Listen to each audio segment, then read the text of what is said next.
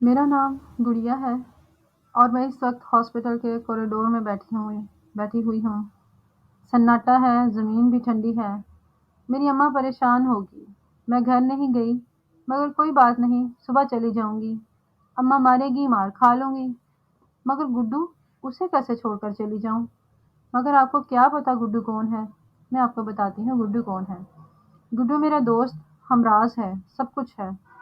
وہ مجھے بھٹا لا کر دیتا تھا، کلفی کھلاتا تھا، ڈھیر ساری باتیں کرتا تھا۔ میں آپ کو بتاتی ہوں گڈو میرا دوست کیسے بنا۔ ایک دن اماں نے مجھے سبزی لانے کے لیے بھیجا۔ گڈو اپنے گھر کے باہر ٹافیاں بیچ رہا تھا۔ مجھے ٹافی کھانی تھی۔ میں نے گڈو سے کہا مجھے ٹافی دے دو، میں کل پیسے دے دوں گی۔ اس نے مجھے ٹافی دے دی اور پیسے بھی نہیں لیے۔ پھر ہم دونوں دوست بن گئے۔ مگر ہمارا علاقہ بہت گندا ہے، وہاں جگہ جگہ کچرے کا ڈھیر ہے۔ ہم دونوں پھاٹک کے پاس بیٹھ کر باتیں کرتے تھے۔ گڈو پیسے گنتا تھا اور میں اس سے باتیں کرتی تھی۔ ایک دن ہم دونوں گھر واپس آ رہے تھے، راستے میں کچرا تھا۔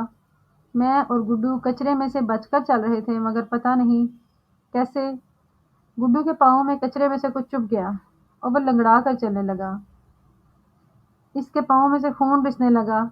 وہ میں نے اپنے دوپٹے سے صاف کر دیا، مگر گڈو پھر بیمار رہنے لگا۔ ڈاکٹر کہتے ہیں اسے ایڈز ہے، وہ مر جائے گا۔ ایسا کیسے ہو سکتا ہے؟ گڈو مر جائے؟ میں ٹھنڈے فرش پہ بیٹھ کر دعا کر رہی ہوں، میری دعا قبول ہوگی، گڈو نہیں مرے گا۔ پیارے بچوں، آپ بھی کہیے نا، گڑیا کا گڈو زندہ رہے گا۔